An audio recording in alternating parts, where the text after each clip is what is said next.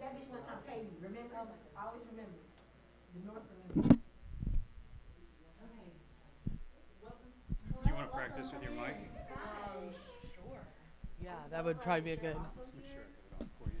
Okay. Because I was so nervous Yeah, about we're good. being color coded. Okay, so. Being a orange and track one, and I was like, I really don't want to go to track one today. Oh, I don't.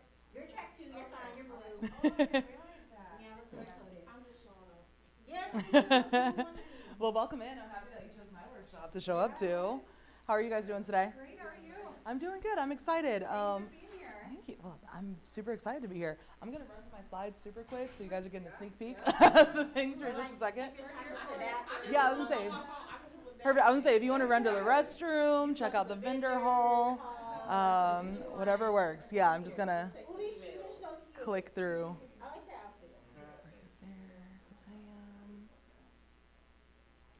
Icebreaker.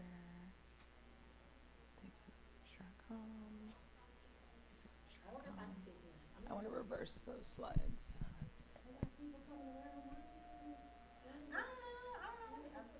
I highly doubt it. I was anxiety prone. I did take my medicine today, but I just You're safe, it's okay, I'm with you. yeah. Period. So yeah, we are good. And I'm gonna have your badge on. So Exactly.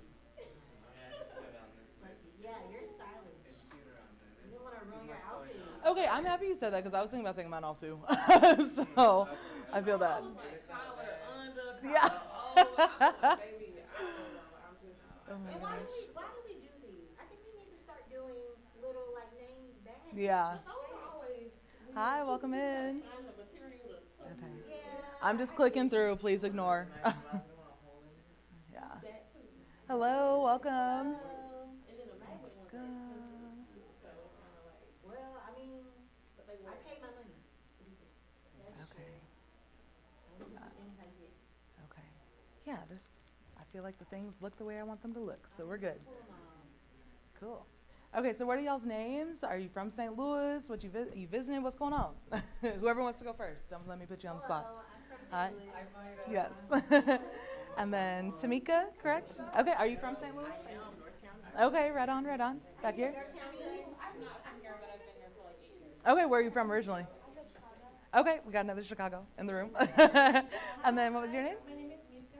Mika. I was from Texas, I'm from Dallas, but I've Okay. been here for 2 years now and I really love it. Yay, okay. I feel like, so a lot of my friend base are not from St. Louis, but they've been here 10 years. And I swear they rep St. Louis more than anybody I know because it's a great city. It really is. And then y'all's names, if you don't mind sharing. I'm Myra, Myra, nice to meet you. Are you based here in St. Louis? based here. Yes. Okay, where are you from? I was born in Mexico. Okay, awesome. Welcome, welcome. And then your name? I'm Sally and I'm from St. Louis. Okay, awesome. And then your name? Hi everybody, my name is Jairo Javier Morales. I use he, they pronouns. Born in Mexico, raised in Chicago, been here for 2 years. For 2 years? Okay, I also cool. work at my office is right over Okay, yeah, I was gonna ask, so what brought y'all here? How'd you end up at the conference today? What do you do? This is my second summit. Second summit, awesome. Okay. Anyone? And like, don't make me pressure you to talk. It's okay. It's my job to be the one talking here. My first summit, Okay. our work. Cool, cool. Where do you work at? We work at BioSTL. Oh, cool, cool. Welcome, welcome. And then back here? I work at the Migrant and Immigrant Community Action Project. Oh, fuck yeah. We were invited by one of our community partners. Cool. Yay, we're so happy to have you here. Cool.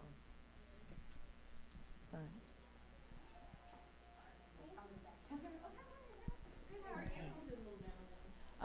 Lester, if I'm like not speaking into the mic, let me know. I'm a little unfamiliar with microphones, so bear with me on that. Cool. Okay, awesome. We'll get started. I want to give people like maybe 5 more minutes. I know a lot of folks are coming over from the opening. I think 10:40. Okay. Perfect. So we will actually give it 10 minutes, which is great. So if you need to use the restroom, if you see some folks here that you want to chat with, whatever else, feel free to take a second. I'm going to have to ask, what made you choose this session? We're marketers. Okay, makes sense, yeah. I relate. Totally makes sense. Cool, cool. Well, I'm excited that you guys are here. Thank you, Thrifted. Also, the little vendor hall over here, Liberated Roots. It's a little vintage boutique. That's all like repurposed, thrifted items. Kim is in there. She's phenomenal. So I have the jacket, the bag, all the things. So definitely go check out her booth over there. Without a doubt. Girl, I know. I feel like I always have to prep myself for the vendor halls because I go a little crazy. Arkayla. Yes. Nice to meet y'all as well. Yeah, so I'm actually a communications consultant. I've worked in the nonprofit sector for about 10 years now. It's been a really cool whirlwind roller coaster adventure. I'm sure a lot of you guys know, working in communications and nonprofit, you do a little bit of everything. And so that's been really exciting, very rewarding. Yes. I'm also a little tired, I can acknowledge that. And so excited to be in a facilitating role now.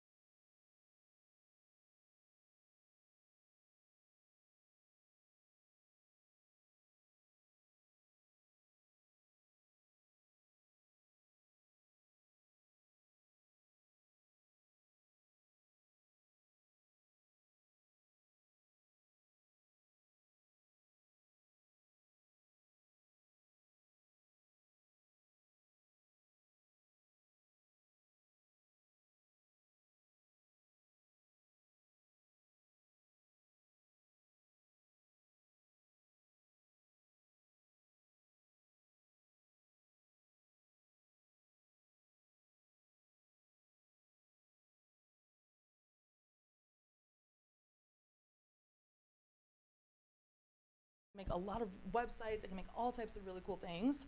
So I'm actually gonna walk you guys through some problems that I faced in my career and how I solved them with Canva deliverables.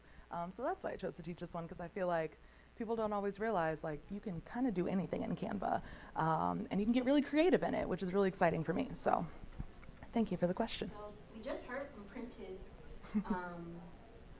What does racial equity mean to you? Yeah, that's a really good question. I feel like we all have a different definition. When I worked in philanthropy, it was a different definition than when I was working in grassroots. Racial equity for me is building power, honestly. I think that really comes from my grassroots training, especially coming from St. Louis. It's about building power so that we all have access to the resources that we need to thrive. So racial equity is dismantling the really fucked up systems of power that we have right now and replacing them with something that actually honors individuals and meets them where they are. So that's what racial equity is for me. Also, I work in PR, so just throwing that out there. So Yes. the 10-year anniversary of Michael Brown's death is being honored Yes. here. You did something really cool to honor that. Can you tell us more about what you did? Yes, I love you, Kara. A year ago, I was working in philanthropy, and people don't want to hear from philanthropic organizations about things like the 10-year anniversary of the Ferguson uprising. And so, working in communications and philanthropy, I was like, we have to do something that's not stiff and stale and uncomfortable for people to read as a funder. And so, I actually hosted a workshop with the staff there, asking them to just reflect on where they were 10 years ago. What was the foundation? What was where was it? Is the Missouri Foundation for Hope. So I asked folks there to reflect on where they were at in their lives 10 years ago, and then think about where they are today, and then actually supported them in writing blogs to talk about their transformation and how the Ferguson uprising moved them along their journey. A lot of people actually submitted poetry, which is really cool. I'm working on publishing my first book of poetry right now, but we can talk. What's the name? Oh my goodness, I have to start the workshop. Yes, oh my goodness, but I'm more than happy to talk about my book after. Perfect, well, welcome. I think we're officially getting started. Cool, for our online attendees, welcome. I've never facilitated a workshop where I'm also talking to online attendees, so please excuse all the awkward as that happens. Really excited that you guys decided to join me for this workshop.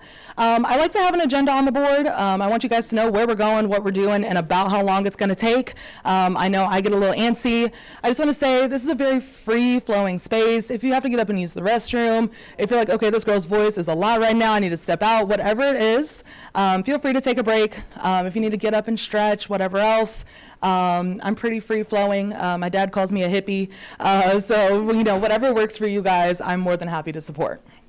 So today, we're gonna do a couple different things. First, we're gonna start with an icebreaker. I love a good icebreaker. Get ready, it's a great one. Next, we're gonna talk a little bit about communication strategy. Then we're gonna get into defining your audience. We're gonna think about choosing a deliverable that really reaches your audience. Then, of course, we're gonna talk about memes. I don't know if you guys heard, you get to make a meme today. And talk a little bit about visual narratives. I'm also gonna walk through a quick Canva tutorial. From what I heard, a lot of you guys already know how to use Canva and have access to the app, so that's great. And then lastly, we're gonna actually talk about sharing our memes. Any questions before I get started? Perfect. Okay, so you might wanna know a little bit about me. So my name is Arkayla. I use she, her pronouns. It's a pleasure to meet you guys. My title changes all the time. As a consultant, sometimes I'm the fundraiser, sometimes I'm the PR assistant. What's really resonating for me right now is strategic communications specialist, which is a lot of words to say that I like to talk. I like to talk both in person and on websites and just support people in communicating. Another big part of me is that I am an entrepreneur. My business is Wildflower Communications. It's all about the freedom to grow. Once again, my dad calls me a hippie. My business embodies that in so many different ways. I'm also a writer, working on publishing my first book. Community organizer, being from St. Louis, I feel like we are just community organizers. This is a movement city. We learn how to work together to accomplish the things that we need. I'm a huge psychedelics advocate. I'm actually a part of the People of Color Psychedelics Collective. We are working for the equitable legalization of psychedelics. I am a caretaker, supporting with my grandmother, and then I am also a very proud pet parent with my partner over here.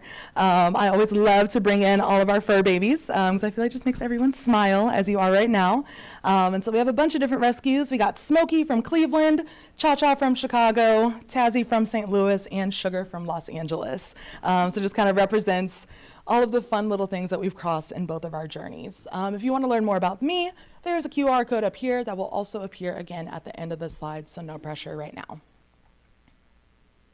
So my favorite icebreaker is called Extreme Rock, Paper, Scissors. Has anyone ever played it? Perfect. Yes, she's been to my workshops before. So this is my favorite because I like to get people kind of moving around, interacting, and laughing a little bit before we get started. So extreme rock, paper, scissors. First, you're gonna find someone near you and you're gonna play them in rock, paper, scissors. Pretty simple. Now, whoever wins, you get to go play another opponent. If you lose, we're not gonna call you a loser. We're gonna call you a cheerleader. So you become the main cheerleader for the person who won. So then, once again, you're going to play another round of rock, paper, scissors. The winner goes on to play another opponent. And eventually, we're going to have two people who are facing in a final battle. And they're going to have long lines of cheerleaders behind them, supporting them in this final battle. The instructions are also up here on the board. Are there any questions? I know everyone's like, you want me to move? You want me to interact with people? I know. It is fun though, and I promise you it'll definitely help us get ready for this really creative and fun workshop. So I will also join in on the game, so I'm gonna put my mic down. So yeah, if you wanna pick a partner and play some rock, paper, scissors, and then once again, the winner moves on to another opponent, and then the loser becomes a cheerleader. Perfect, all right, we're gonna take 5 minutes for that.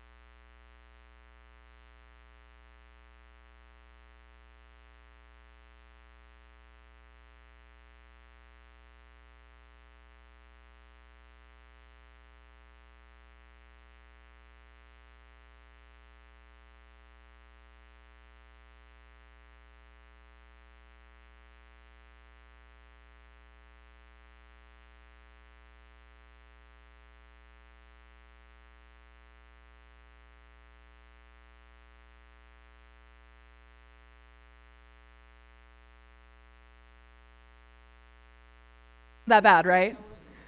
Okay, perfect. So now we got the energy up a little bit. I'm a pretty high energy person. Perfect. Right? Full conference, rock, paper, scissors. Perfect. Okay, so now that we loosened up a little bit, I can tell y'all aren't sitting as stiff. We're a little bit more relaxed. We got to know each other a little bit, at least who's good at rock, paper, scissors. I'm going to jump into a little bit of basics of communication strategy. So I know that we had a couple people who already work in communications. Can you raise your hand if you work in comms right now? Perfect. So a lot of this is going to be really familiar. For our new folks to communications, I'm really excited to share these things because I do feel like all of us hold the power to be amazing communicators. We all hold the power to create content that really does create movements and change the world, as cheesy as that sounds. But Canva makes it possible, and a little bit of camaraderie with a communications professional can also make it very possible for you to achieve these things. Yep, if you want to get notebooks out, whatever else, feel free to take photos of the slides. There's a slide at the end where you can give me your email, and I can also send you the slides too. So, the basics of strategic communications. Where do you start? You start with research. You need to understand, what exactly am I trying to do? Who am I trying to do it for? What work has been done before I got here? What work has actually accomplished the goals? What work didn't accomplish the goals? And so you want to start with your research and observations. Notice the world around you. Notice the topics, notice the people, notice the things that you are trying to change. Next, you want to create a problem statement. So you made all these observations, you saw what was going on. What is the actual problem that you're trying to solve? And who are you trying to solve it for? Third is defining your theme and key messages. So that's where you really summarize your solution to the problem that you discovered in your research. Fourth is your objective, also known as your goal. That's where you're going to create a SMART statement, which we will work on together. That will be essentially your approach to achieving your goal. And then lastly, your strategy. That is your general approach to accomplishing that goal. So once again, those 5 pieces are: do some research, figure out what you're trying to do, create a problem statement that we have one succinct point that you know you're trying to achieve. Once you have that, define your theme and key messages. What are the most important things for people to know? Create your objective or SMART goal. And then lastly, think about an approach that will work with your audience. Any questions on the first slide? Perfect. So when we're thinking about our target audience, a lot of folks, I've noticed, in the nonprofit want to say, we want to reach all of the Black people on the south side of St. Louis. That's a really broad audience. And all of those folks are gonna have very different walks of life, very different ways of reaching them, and very different goals for their community. And so we wanna narrow our audience as much as we can. We wanna get very, very clear and concrete about who we are trying to reach. Some of the questions that you can ask yourself to support in narrowing that audience are things like, who do you want or need to take action? What influences them to take action? Where can you reach them? And what are their barriers to taking action? So that's the equity piece for me. So we can create a lot of communications campaigns, we can put a lot of content on social media, but if folks don't have internet access, or they don't have access to a smartphone, they're not gonna find your content anyway. So if you're putting out communications for the community, and it's not in the language that they speak, it's not in a place that they can reach it, and it's not accessible for them, your campaign doesn't matter anymore. So it's really important when you're thinking about your audience to not just think about who they are, but think about what their lives look like. Think about where you can actually reach them with this content. Any questions about this slide? Perfect. Once you've thought about who your audience is and really taken a deep dive into what types of content they already consume and where you can meet them at, then you want to write a SMART goal. How many of you guys have heard of SMART goals? Yes, and like they're used across a lot of different industries. I very briefly worked in banking, and we did SMART goals there as well. Banking was not a great fit for me, but I will say that SMART goals are used across a lot of different industries. So most likely you've heard, SMART stands for specific, measurable, attainable, realistic, and time-bound. When you're thinking about writing a SMART goal for a communications campaign specifically, there's 3 questions over here on the corner. Ask yourself these questions. What action do you want people to take? How can you get people to take that action? And then last, really, really important, what are the measurable outcomes of the action? We need to know if we're achieving our goals, right? So that's why we need the measurement piece. So I'm gonna walk you through the SMART acronym. S is for specific. You really wanna narrow down exactly what you're trying to accomplish. M is for measurable. You want a tangible unit, a number amount of what you're trying to do. A is for attainable. Make sure that it's in a goal that you can achieve. So right now, if I said, I want 200 people in my Canva workshop today, that's not attainable, right? 1, we don't have the space. And 2, it would have been pretty hard to get 200 people into this workshop. So setting very tangible goals for yourself is important. Realistic, same thread. And then the T for time bound. People forget about the time bound a lot. It is awesome to have big goals and to have measurement for them, but unless you give yourself a timestamp to double check that you are either achieving your goals and need to keep recreating similar content, or maybe you're not achieving your goals, and that's okay too. That means it's time to pivot, it's time to go back to your research and think about, okay, how can I achieve this goal and how can I do this work differently? Any questions about SMART goals? I have a sample down here from a couple years ago when I did this workshop, and it is to use memes, which is my specific what I'm doing, to gain 5 new workshop registrants. We got that measurable amount, 5 people, very realistic and attainable for me, before Saturday, April 15th. So on Saturday, April 15th, and I check, there's only 3 people registered, okay, I need to pivot, and I need to create some more communications content. So from there, I wanna talk a little bit about meeting people where they are. I have a bone to pick with social media and nonprofit, and I'm gonna be honest about that. I think a lot of times we think that social media is going to literally save the world. And the reality is that it's not. I think that social media is a wonderful entry point for people to understand the issues that we're all fighting so passionately for. But you have to follow up with other communications that keeps these messages at the top of mind for folks and gives them actionable steps to actually make a change. So here's a couple of examples. Bulletin boards. People still check bulletin boards. I think we forget about that. Shop storefronts. You can hang flyers there for your next event. Don't forget that print communications does exist. Yes, traditional media is fading. We know that. Maybe don't take out a newspaper ad, but there's still a lot of other forms of print communication that are still highly effective. Next, billboards. How many of you guys drove on 70 to get here? There's a huge billboard on 70 that talks about the fact, it's from the Regional Arts Commission, and it says, I think it's $1.3 million of the St. Louis economy is stimulated by arts and culture. Every time I drive by that, I'm like, I need to publish my damn poetry book, right? I know that I can be a part of that St. Louis economy by investing in my art. So that's a really great example of a great use of one, a very highly trafficked area. You can't really miss the billboard if you're driving on 70 to work every day, right? And it does inspire people to act. I do want to tell a quick story about when I was in Los Angeles. There was a billboard while I was sitting, I think I was on the 405. LA traffic is horrific. I used to drive, was it a 2-hour commute to drive 11 miles every morning? I was a terrible person because traffic was awful. But there was a billboard there that said, the top 1% doesn't sit in traffic. That didn't make me want to buy their product. It pissed me off, right? I don't want to think about that. And so it was an ad for Monday, the project management software. And I guess it was talking about productivity, but it just made me mad because I'm not the top 1% and I'm sitting in traffic for the next 2 hours. And so definitely think about your tone and your audience, right? Other places, we love art in St. Louis. I know in my community right now, there's a lot more street art that's popping up. There's a great time to put messages in that. And then lastly, think about your community leaders. Faith leaders are still huge influencers within their communities. I know when I was working at the Missouri Foundation for Health, we were specifically talking about rural Missouri communities and how much their faith leaders do influence kind of the perceptions of racial equity in their communities and the ways that resources flow within their communities. So don't always just lean on social media, right? Don't always just lean on events. There are so many different ways that you can reach people. Here are just a couple of examples, and we're going to run through a few more examples here in a second as well. So I have a little activity for you guys. There's a prompt on the board, and we're going to go through 3 of these. First, the prompt is going to tell you what we're trying to accomplish, and these are actually real-life examples from my career thus far. And then there's a question at the bottom. So I want you guys to take about 2 to 3 minutes to review this. You can talk to a friend near you, and think about what message would you create to inspire people to take action. So your prompt is that your organization wants to encourage people to speak up about air pollution and push for cleaner air.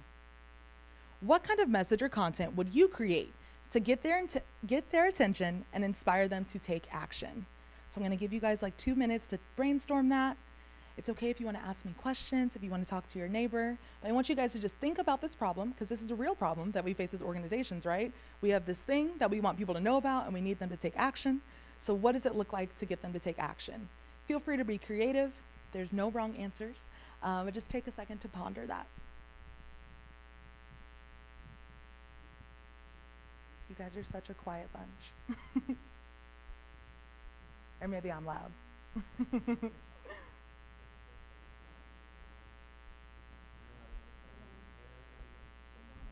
That's hilarious, yeah. And yeah, like I said, there's no wrong answers. So whatever's coming to your mind, if it's something that you've seen in like entertainment media, if it's a creative art form that you've seen, what are you thinking of?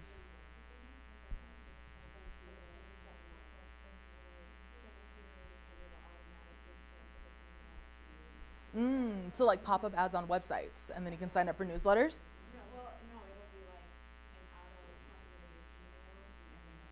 Oh, auto-sent. Okay. I hear what you're saying. Those are really good too. We use those a lot when I worked in Los Angeles in youth organizing.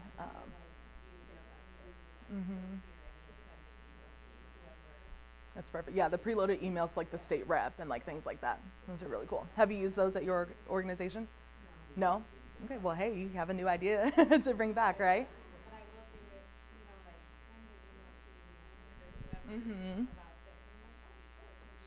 Right?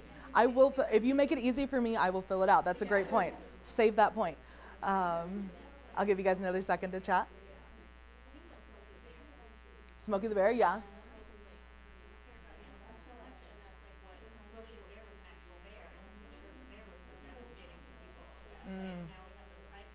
Yeah. Yeah. Absolutely.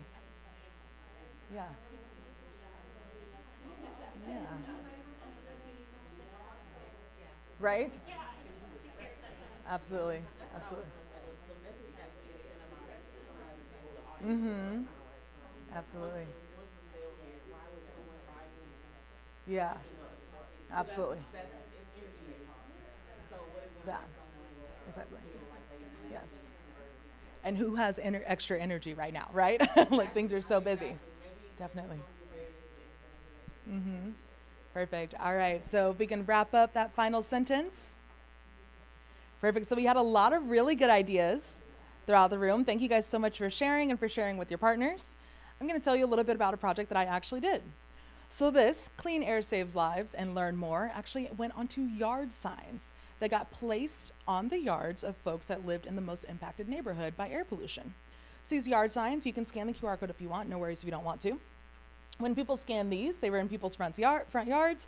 It took them to a website that I also built in Canva that explained a little bit about what environmental justice is, why air quality should matter to the folks that we're talking about, and also invited them to attend a rally. So we hosted a rally. This organization was Metropolitan Congregations United. If you haven't heard of them, they're remarkable. Their environmental justice work is great. And so they hosted a rally. We had about 200 attendees from both the Illinois side and the Missouri side of the river. And we met at the McKinley Bridge to walk across the bridge and show that we are united in the fight for cleaner air on both sides of the river. Because we had such a strong turnout at that rally, and we were able to provide people with the tools to reach out to their legislators and state representatives, we secured the funding to actually install air quality monitors at 6 different churches on the south side. Once those air quality monitors were installed, we owned the data to prove that change needed to happen. And so once we owned that data, once we were able to install those air quality monitors, we were able to advocate for more funding coming into our communities to help combat a lot of the different healthcare issues that were occurring because of the really bad air on the south side. So once again, you saw the same problem that I saw. I thought, okay, yard signs. People like yard signs. We only use them when we're talking about who we're voting for in the presidential election. We can use those year round, right? It's easy to make a QR code to scan for more information. Also, you can make QR codes in Canva if you didn't know that. And then, once again, all of this was built in Canva. I was able to make a landing page to direct people to more information, and ended up being a really successful campaign. So we're going to test that out again with 2 more examples. Next, your organization wants to plan more events in the community, but you need sponsors to help cover cost. What could you create to show potential sponsors who you are and why they should support your events? I'm sure you guys have events. I'm sure finding out your event budget and figuring out how you're going to fund it is a pain point. So this is, I'm sure, a very relatable example. So I'm gonna give you guys a couple minutes to just think through how you would approach this. Feel free to share out to me, talk to a partner, and give us about a minute on this one. And also, if you have any other questions, let me know.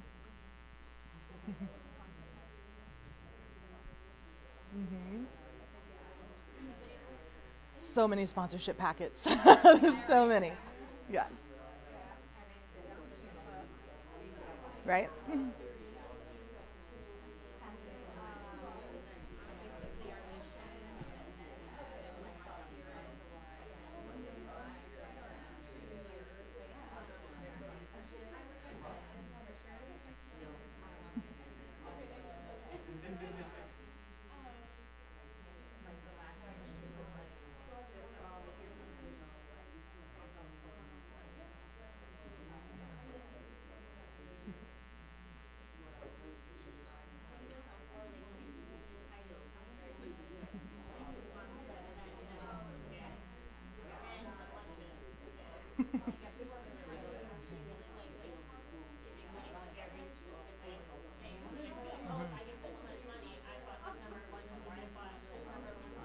Yeah.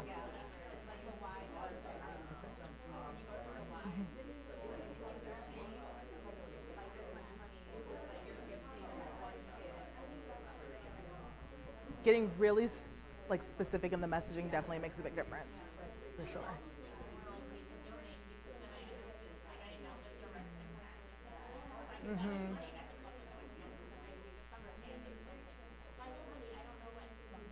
What it did, yeah, absolutely. Absolutely. All right, I'm gonna give you guys about 10 more seconds for final thoughts.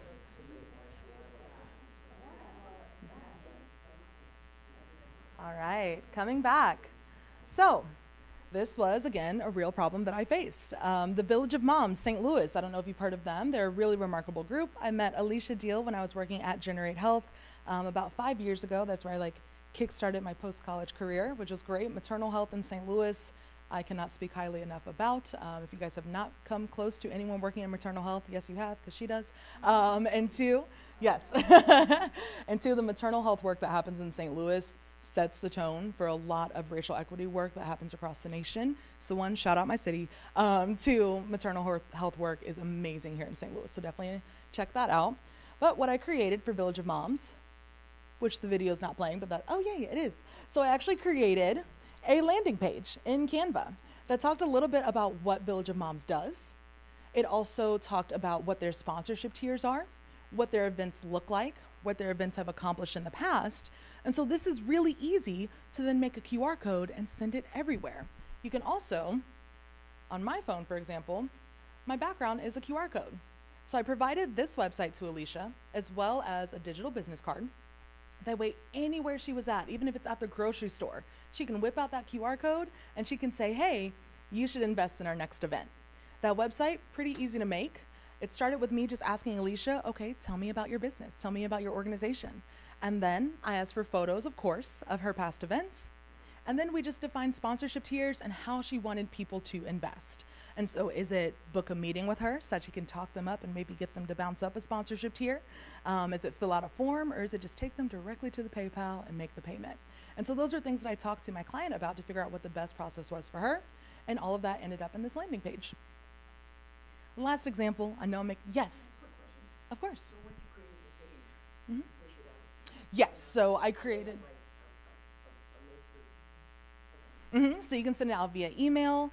Like I have the little QR code that I gave her to have on her phone. That way if she's having, I book a lot of clients in the line at grocery stores, which is really funny, but always having a little QR code that people can scan and get to know me more or get to know Alicia's work more. You can also post it on social media and add that link to essentially anything that you need to add it to. Say you have folks that have sponsored an event before, you can say, hey, thanks so much for being a past sponsor. Check out some information that we have if you are interested in being a continued sponsor. And so that website you were able to promote a little bit everywhere. I see the gears turning. Do you have more questions? Okay. Feel free to ask them now, or we can totally chat after the workshop as well. All right, so last example, gonna make your brains work one more time. So the city just released its new budget, and the police department is getting a big increase in funding. Have we all felt that before? You want to get young people specifically involved and encourage them to speak out at the next city council meeting. What kind of message or strategy would you use to reach youth organizers and motivate them to show up and speak? So I'm gonna give you, right? We need it. I refuse. I refuse. But there's someone who can create that TikTok for us, right? Any other ideas? What message or strategy could you use to reach youth organizers? A song, a jingle. It's a good one. Anything else crossing your mind? Get me? Yes, please. Please do. All right, anything else? Influencers are great, yes. Any other ideas? All right, so what I ended up using was memes. So this was actually an organization that I worked for in Los Angeles. I worked with the Los Angeles Youth Uprising Coalition. They were specifically working to defund juvenile probation and move those funds into programs for arts and healing for justice. While I was working there, they decided that they were going to start moving LAPD officers over to the juvenile department. So now the infamous LAPD is going to be working directly with our kids. In addition to that, LAPD was getting more money to do that. So it was very concerning for a lot of parents, community members, and of course the young people that I was working with at the time. And so we decided to start with memes. Memes are the entry point. So these went up on social media. The first one, we love an iconic Mean Girls meme. Love Mean Girls, everyone relates to it. That got a lot of traction on social media. And then around Thanksgiving, I posted a series of memes, sorry this one's a little bit blurry, that talks about the experience of being a community organizer and going home for Thanksgiving. I'm sure I'm not the only one who has gotten into a tense conversation going home for Thanksgiving, right? Talking to a family member and trying to explain why the prison industrial complex is fucked up.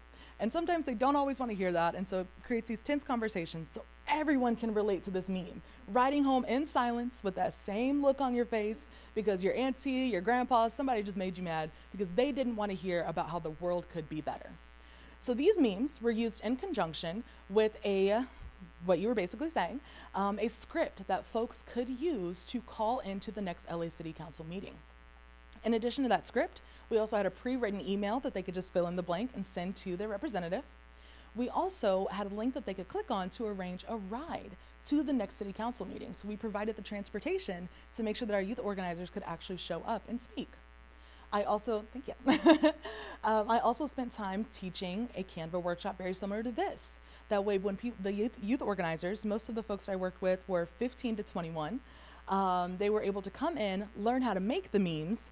I got to tell them a whole lot of messages to say when we went to that LA City Council meeting, build a relationship with the people that I wanted to do the work, because it's not just about posting a meme and telling them to fill out a form or whatever else. Relationships matter in this work. And so, yes, I work in communications. A lot of the things that I create are kind of handcrafted and sent out to the masses, but I also try to be very intentional about getting to know the people who I'm asking to take action.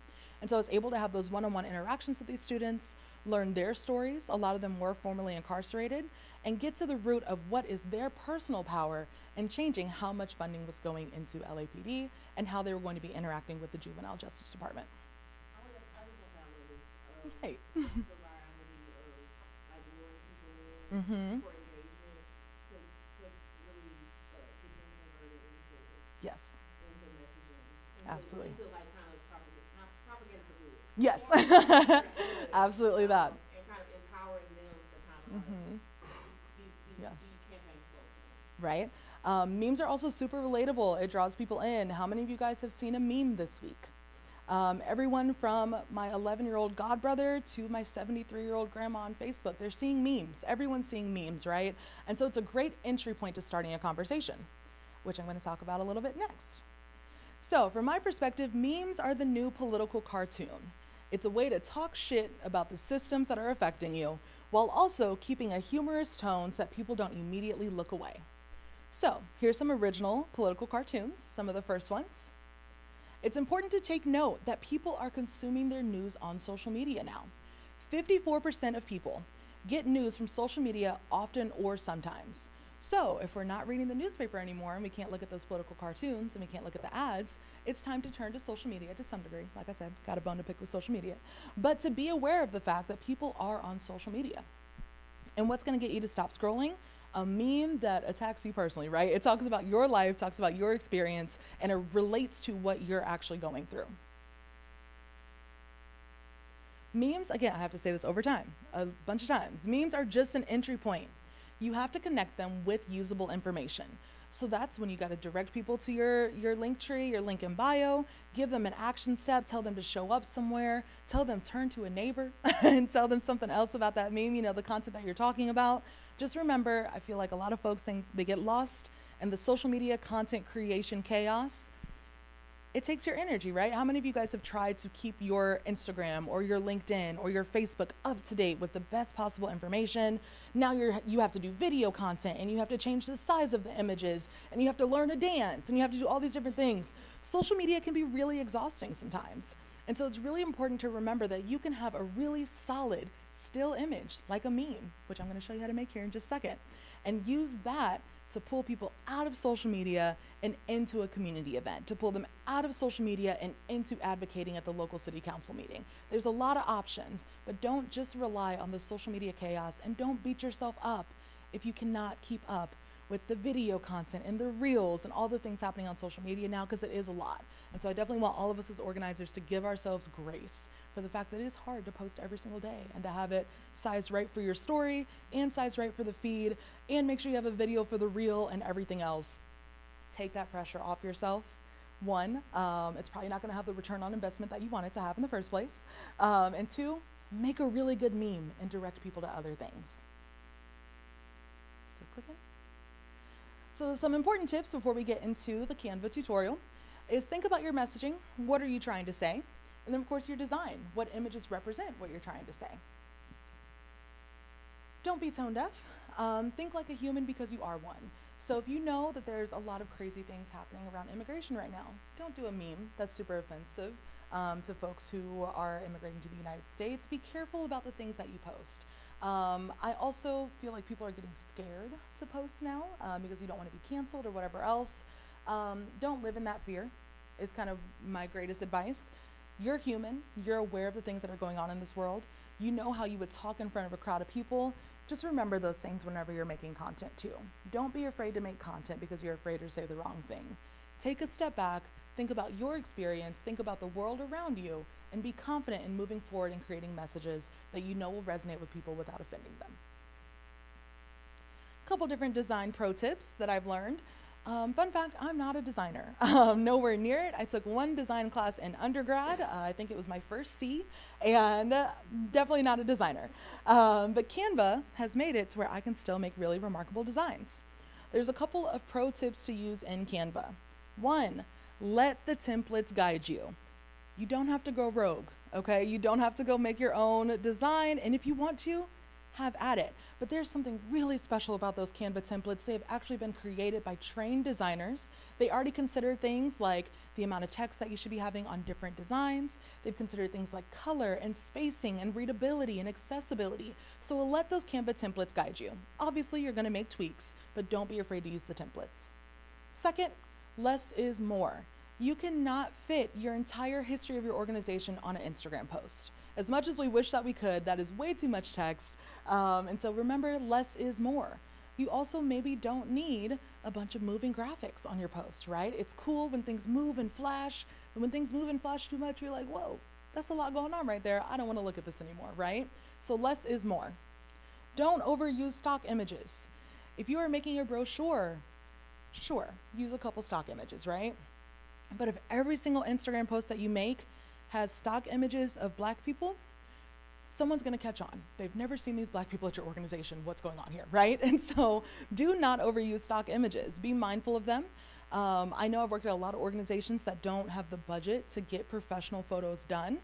There's a lot that you can do with a smartphone. I'm also super happy to show you guys some tips and tricks for smartphone photography, but be careful about overusing those stock images.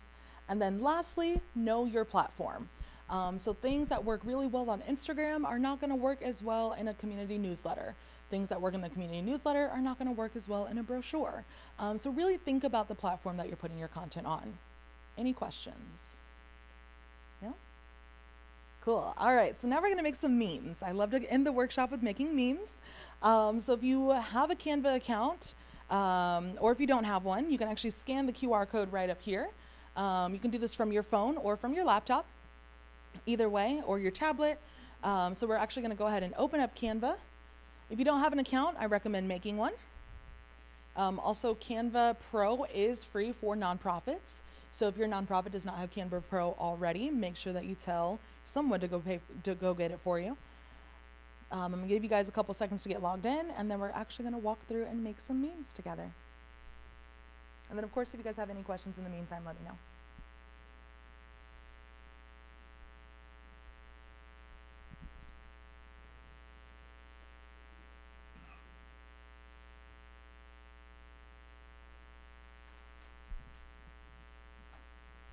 Quick plug for Canva Pro.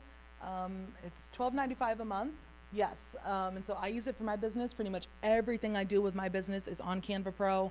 You get access to a lot of really cool tools like making QR codes. You can build websites. I host my website on Canva. That way I don't have to worry about the design chaos of WordPress or Wix or whatever else. You can add all types of links into Canva. You can sell products on Canva websites. You can do a little bit of everything in Canva. Huge supporter of go ahead and pay for the Canva Pro if you're using it on your personal business things. And also remember that nonprofits get free access to Canva Pro. So maximize that benefit. When you guys have Canva open, if you want to flash me a quick thumbs up. Awesome. So next, this QR code, I know a lot of QR codes. I kind of like them. So this one, if you scan, there's going to be a folder at the top of the link. And in that folder, you're going to see the title blank memes. So you're going to laugh here in a second looking at the blank memes, just letting you know, memes make us happy. So go ahead and select 2 to 3 of your favorite memes from that folder and download them onto your device.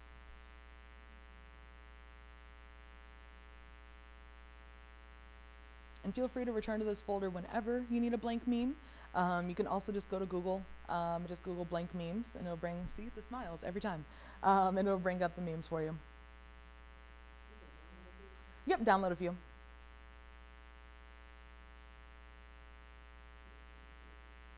Which one's your favorite? Oh yeah, that's a good one. I know, I need to update my folder. I've been teaching this workshop for like 3 years. And so yeah, I need to update my memes. So yep, download a couple memes that you're thinking about using.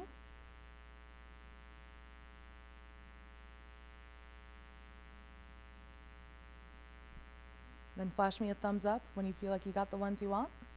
Feel free to take your time. I think we're doing good on time. Yeah, we're doing great on time.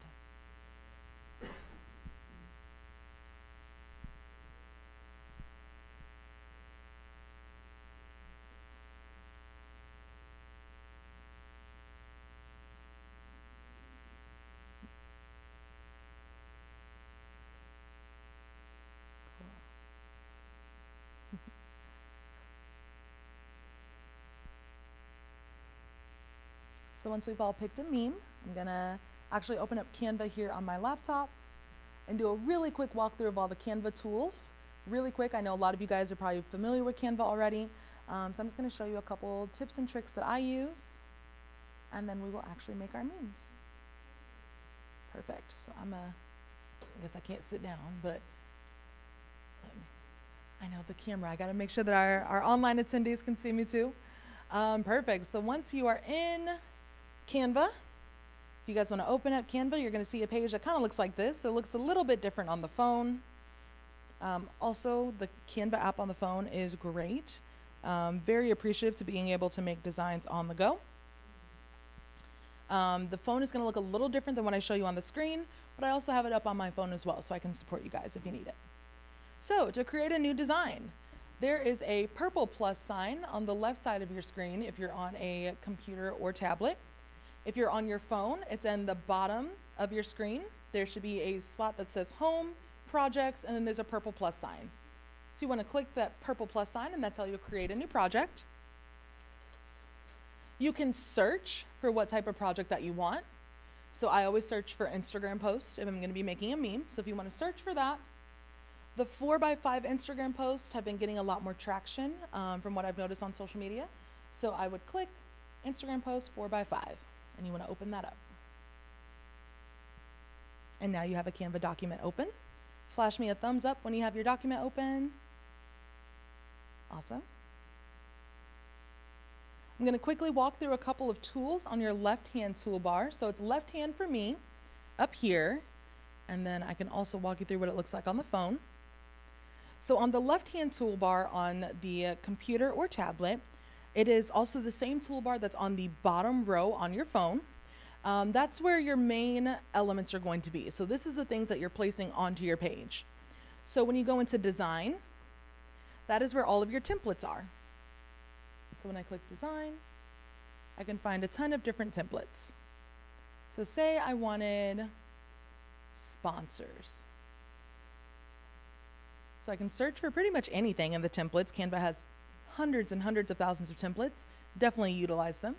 So pick the one that makes the most sense for you. When you click it, it adds it to the page. Same thing on your phone. Click it, add it to the page. So now you have another toolbar that comes up either across the top of your screen on your laptop or across the bottom of your screen on your phone. And that's how you can change things like your color. You can animate the overall project and image. You can change the position of different things on your image and things like that. So your toolbar that's on the left-hand side and that shows up initially on the bottom of your phone, those are going to be the things that add something new to your page. Once you have items on the page, when you click on them, you can just click on it once, then you're going to get a toolbar that's either at the top of your screen, like on my laptop, or across the bottom of your screen, and that is how you edit the individual elements. So if you want to change the text color, if you want to change the paragraph style, if you want to add animations, effects, and things like that. So once again, that left-hand toolbar, the original one across the bottom, is all about what you're adding to the page. And then once you have them on the page, when you click into an element, you can pull up an additional toolbar that gives you more tools that you can use on the page. Is that making sense for everyone? Perfect. So as I continue down this left side toolbar, I'm going to click into elements. This is where you can add images, those stock images that you promise not to overuse. You can also add videos. You can add graphics and all types of things using the Elements tab. So those are elements that Canva has pre-made for you. If you go down a little bit further, you can also see uploads. Those are the images that you're adding in yourself. So finding that on your phone, you want to scroll over to where it says uploads. And that's where you can add your own images. So right now you probably have a template on your page because we're playing around with templates. If you're ready to just look at a new document, all you do is click Add Page. On your phone, if you swipe left, it'll automatically add a new page. So now we're going to upload our memes into Canva.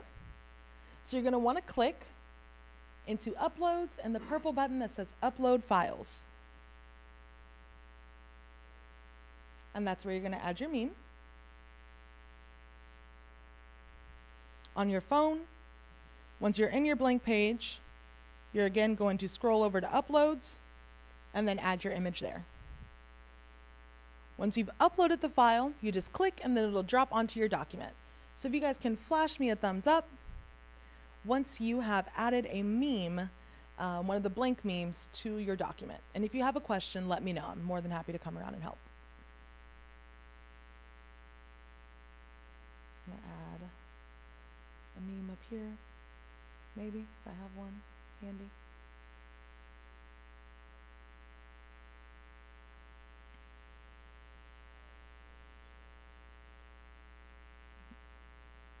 I'm going to give you guys just a couple quick pro tips when it comes to resizing images that you uploaded. So when you click on an element that's on your Canva page, when you drag from the corners, it keeps everything proportional. That way you don't have to worry about your images stretching or anything like that. So you want to grab from the corners, that way it keeps your images proportional.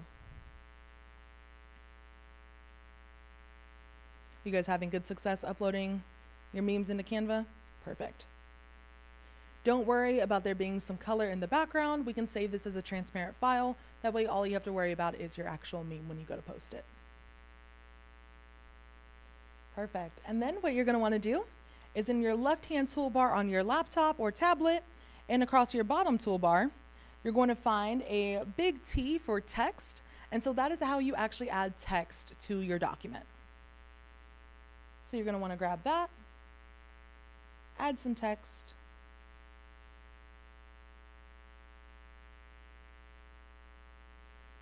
And then I can't exactly explain to you how to put the perfect text on a meme, but somehow we all know how to do it.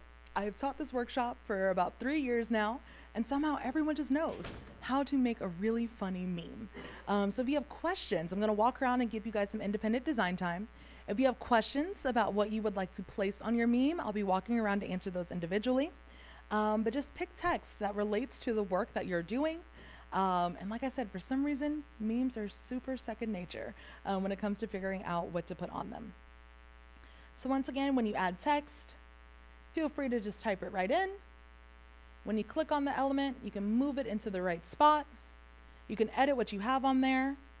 There is that toolbar across the top of my screen. It would be on the bottom of your phone screen, so you can edit the text size. And then feel free to resize, things like that. I know a lot of you guys already had experience in Canva. And so yeah, I'm gonna put the mic down for a second. I'm gonna give us about 5 minutes to just work on our memes.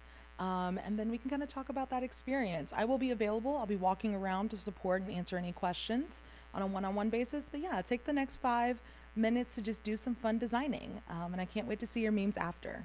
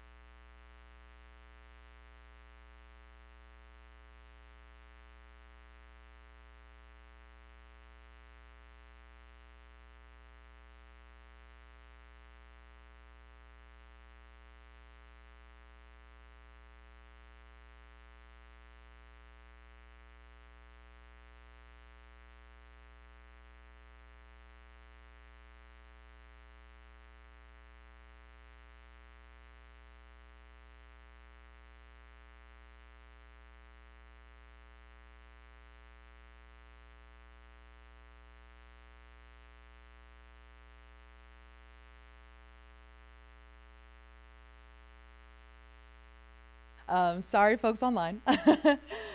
So it seems like you guys have a really good start to your memes.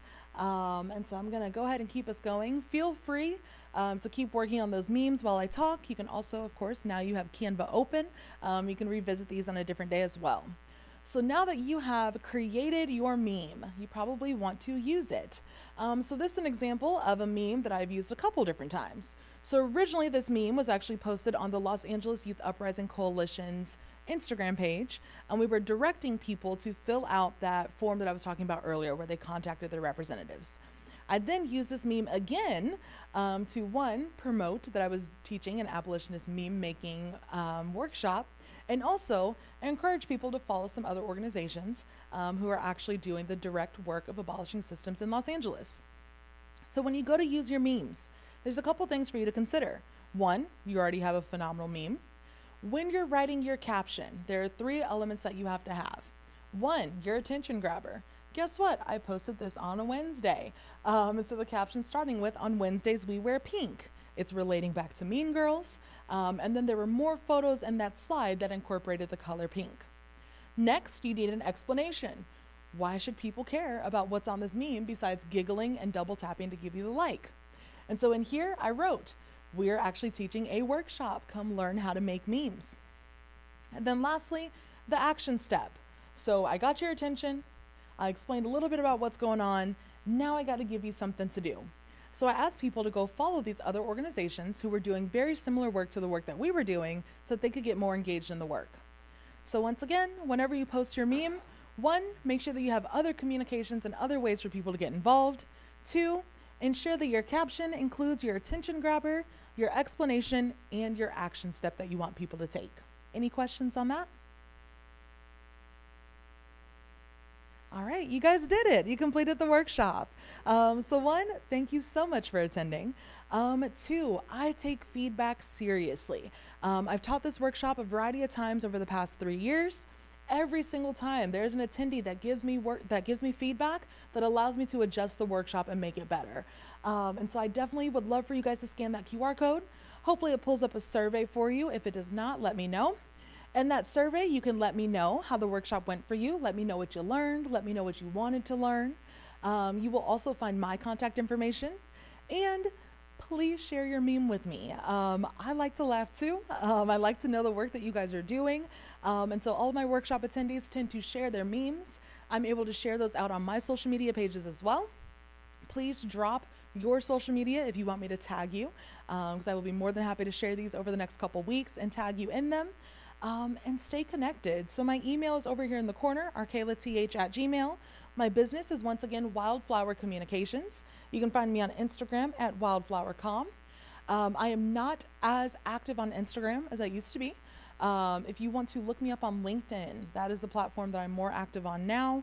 So Arkayla, and my last name is Tenney-Howard, which is a long last name, so let me know if you need me to spell it out for you.